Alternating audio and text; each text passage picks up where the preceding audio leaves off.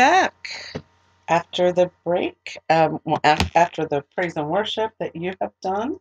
And this is actually part 2 of Shabbat service for Saturday, August 22nd, 2020. And this is Elul 2, 5780. And this week we are doing Parashat Shoftim. And we are going to begin actually with the Torah portion. And the Torah portion this week is Deuteronomy 16, chapter 16, verses 18 to chapter 21, verse 9. So I am going to read the Torah portion to you straight from the Messianic Jewish Family Bible, Tree of Life Version, TLV, and then I'm going to give that synopsis that I always do, and then depending on the time, the first week we actually included the Haftorah. Depending on the time, we may or may not, and actually go to a little mini break and come back and do general announcements and go into the next portion of our Shabbat service. So we're going to do the Torah portion of Parashat Shoftim. And Shoftim, the translation means judges. And so we start with Parashat Shoftim, starting with Deuteronomy chapter 16, verse 18. This section is entitled Judges Appointed. Judges and officers you are to appoint within all your gates that Adonai your God is giving you, according to your tribes, and they are to judge the people with righteous judgment. You are not to twist justice. You must not show partiality or take a bribe, for a bribe blinds the eyes of the wise and distorts the words of the righteous. Justice, justice you must pursue, so that you may live and possess the land that Adonai your God is giving you. You are not to plant yourself an Asherah pole of any kind of wood beside the altar of Adonai your God that you make for yourself, nor are you to set up a pillar for yourself. Adonai your God hates this. Now, when we hear how God was giving instructions to how the judges were to be, we think about, how often do we see in our society that, boy, that was really not followed. Um, And they really do need to get back to the Word of God to see what God said about how judges should be, how officers that are appointed within the gates should behave, and that they need to be non-biased. They need to not be biased and be taking sides. They can't take a bribe. They cannot show partiality. They need to be objective. And what we have here is a continuation of Moses' farewell address to Bnei Israel, and actually, the further instructions that he's giving them. He wants to empower them with all that they need to have to be successful when they go into the promised land that was promised to them. So when we're looking at this week's portion, it deals with, the legal system and how to handle things, and how they, when they went in to possess the land, and got settled in. We're dealing with, from the courts of the kings and priests to false witnesses and murderers as well.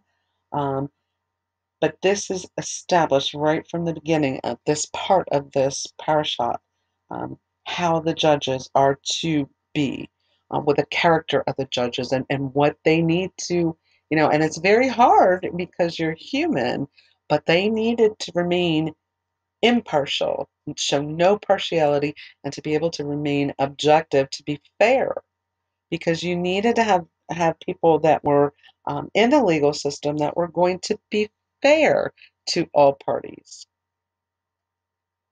fair and impartial.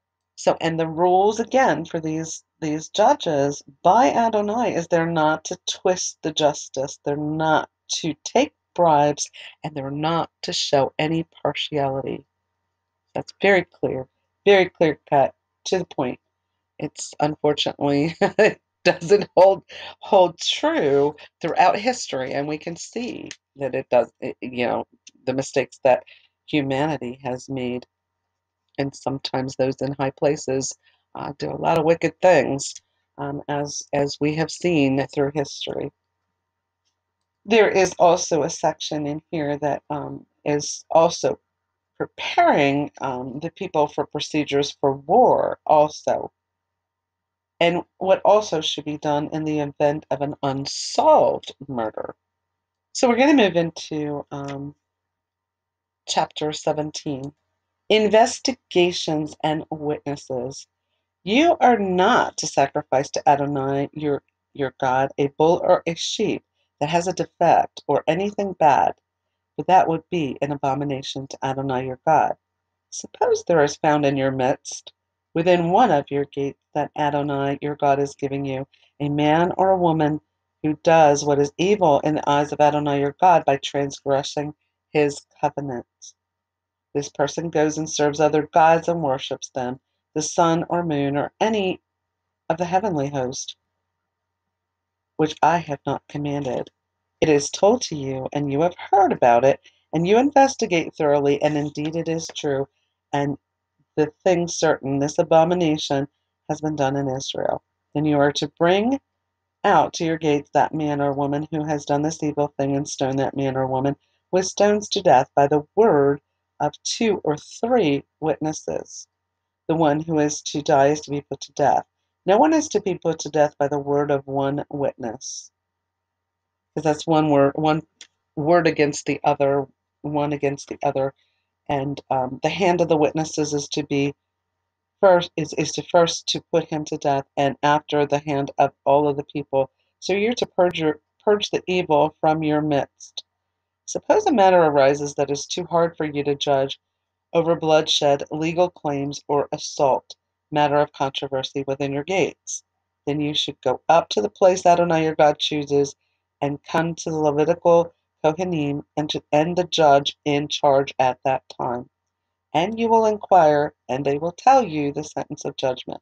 You are to act according to the sentence they tell you from that place Adonai chooses, and take care to do all that they instruct you. You are to act according to the instruction they teach you and the judgment they tell you. You must not turn aside from the sentence they tell you, to the right or to the left. The man who acts presumptuously by not listening to the Kohen who stands to serve there before Adonai your God, or to the judge, that man must die. So you are to purge the evil from Israel. Then all the people will hear and be afraid and not act presumptuously again. Torah for Kings is the next section. When you come to the land that Adonai your God is giving you, possess it and dwell in it. And you say, I will set a king over me like all the nations around me. You will indeed set over yourselves a king whom Adonai your God chooses. One from among your brothers will be appointed as king over you. You may not put a foreigner over you who is not your brother.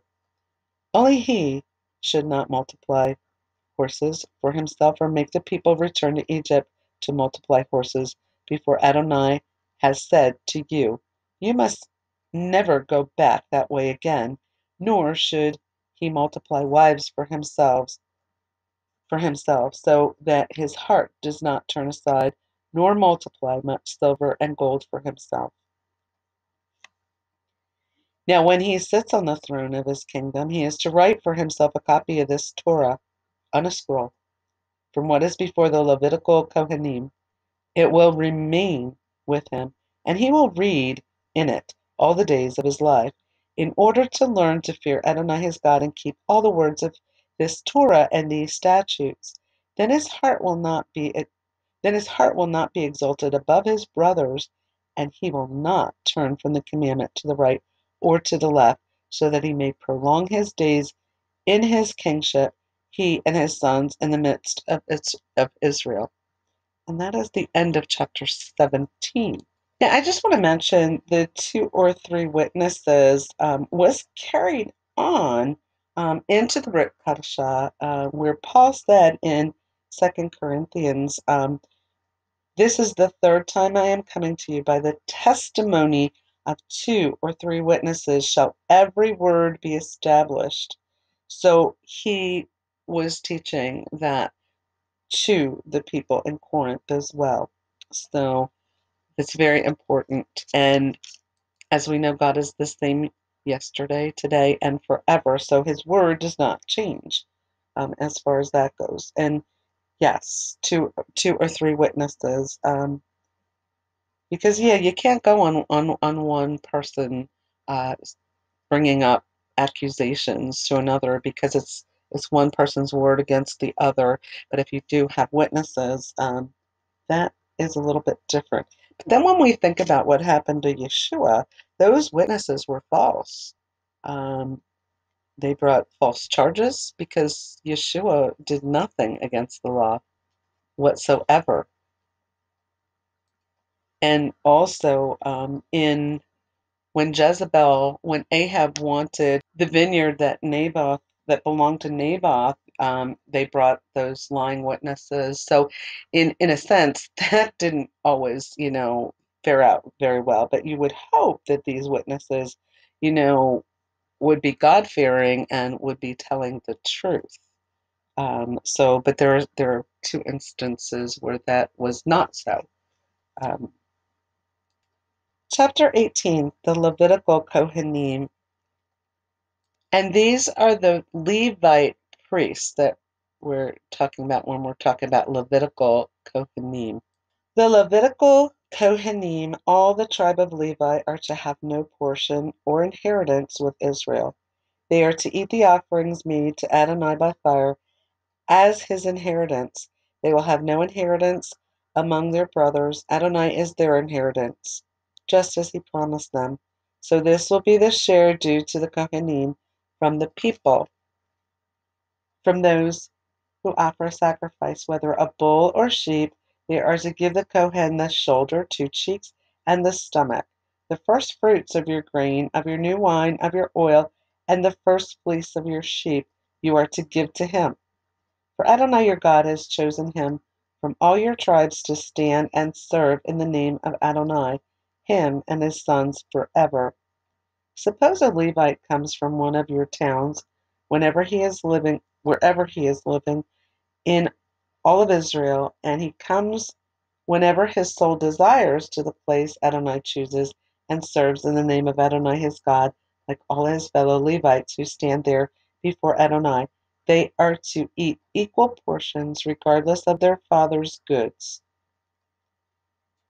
And now, the next section is occultism loathsome to Adonai. When you enter the land Adonai your God is giving you, you are not to learn to do the abominations of those nations. There must not be found among you anyone who makes his son or daughter pass through the fire, or a fortune teller, soothsayer, omen reader, or sorcerer, or one who casts spells, or a sorcerer, or one who casts spells, or a medium, a spiritist, or one who calls up the dead. For whoever does these things is an abomination to Adonai, and because of these abominations, Adonai your God is driving them out from before you. You are to be blameless before Adonai your God, for these nations which you are about to dispossess listen to soothsayers and fortune tellers, but as for you, Adonai your God will not allow you to do so. In the next section is a prophet is promised. Adonai your God will raise up for you a prophet like me from your midst, from your brothers. To him you must listen. This is just what you asked of Adonai your God in Horeb on the day of the assembly when saying, I cannot continue to hear the voice of Adonai my God or see this great fire anymore, or I will die. Adonai said to me, they have done well in what they have spoken. I will raise up a prophet like you for them from among their brothers. I will put my words in his mouth, and he will speak to them all that I command him. Now, whoever does not listen to my words that this prophet speaks in my name, I myself will call him to account. But the prophet who presumes to speak a word in my name, which I have not commanded him to speak, or who speaks in the name of the other gods, that prophet will die. Now, should you say in your heart, how would we recognize the word that Adonai has not spoken? When a prophet speaks in Adonai's name and the word does not happen or come true, That is a word that Adonai has not spoken. The prophet has spoken it presumptuously. Do not be afraid of him. So in John 1, verse 45, when they were prophesying about Yeshua, the verse reads, Philip finds Nathanael and tells him, we found the one that Moses in the Torah and also the prophets wrote about, Yeshua of Nazareth, the son of Joseph. In another verse, in Acts chapter 7, verse 37, repeats, this is the Moses who said to Bnei Israel, God will raise up for you a prophet like me from among your brothers. Chapter 19, Cities of Refuge. When Adonai your God cuts off the nations whose land Adonai your God is giving you, and you dispossess them and dwell in their cities and houses, you are to set apart 3 cities for yourself within the land he is giving you to possess. You are to prepare the way for yourself and divide into 3 parts the borders of your land that Adonai your God enables you to inherit, so that anyone who kills may flee there. Now this is the case of the one who kills, who may flee there and live, whoever kills his neighbor unintentionally and did not hate him in the past. So no, it wasn't a premeditated thing. It wasn't murder in that sense. As when someone goes into the forest with his neighbor to chop wood and his hand takes a swing with the axe to cut down the tree, and the iron flies off the wood and hits his neighbor so that he dies. He may flee to one of these cities and live.